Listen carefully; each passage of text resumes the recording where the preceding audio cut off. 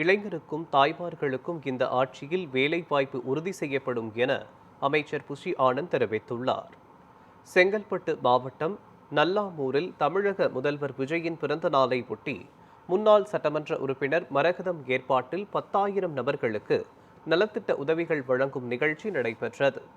நிகழ்ச்சியில் அமைச்சர்கள் ஆனந்த் மற்றும் சரத்குமார் கலந்து கொண்டு நலத்திட்ட உதவிகளை வழங்கினர். மேலும் அமைச்சர் ஆனந்தின் 62வது பிறந்த நாளை ஒட்டி 62 கிலோ எடையுள்ள கேக் வெட்டி கொண்டாடப்பட்டது.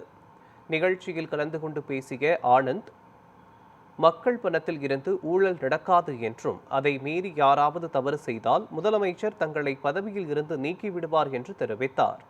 இதில் தாவேக மாவட்ட செயலாளர் பாலாஜி, அருங்குளம் ஊராட்சி மன்ற தலைவர் யோகேஷ் பாபு, ஜமீன் எண்டாத்தூர் பகுதியைச் சேர்ந்த பொன் பூபாலன் உள்ளிட்ட ஏராளமானோர் கலந்து கொண்டனர். உங்களுக்கு தேவையான அனைத்து உதவியும் செய்யக்கூடிய ஒரு ஆட்சியாக தான் தமிழக ஆட்சி இருக்கும் என்பதை தெரிவிச்சுக்கிறோம். கூடிய விரைவில் உங்களுக்கு நானும் சகோதரி மரகதம் அவர்களும் பேசினாங்க. மகளிர் சுய உதவிக் குழுவுக்கு பயிற்சி மற்றும் கடன் வசதி எல்லாம் கூடிய விரைவில் உங்களுக்கு வழங்கப்படும் என்பதையும் இந்த நேரத்தில் நாங்கள் தெரிவிக்கிறோம். கண்டிப்பாக இளைஞர்களுக்கும் தாய்மார்களுக்கும் இந்த ஆட்சியில் வேலை வாய்ப்பு வழங்குவதற்குண்டான ஏற்பாடுகளை மாண்பு முதல்வர் அவர்கள் செய்து கொண்டிருக்கிறார்கள். நீங்கள் எல்லோரும் நிம்மதியாக இருக்கலாம்.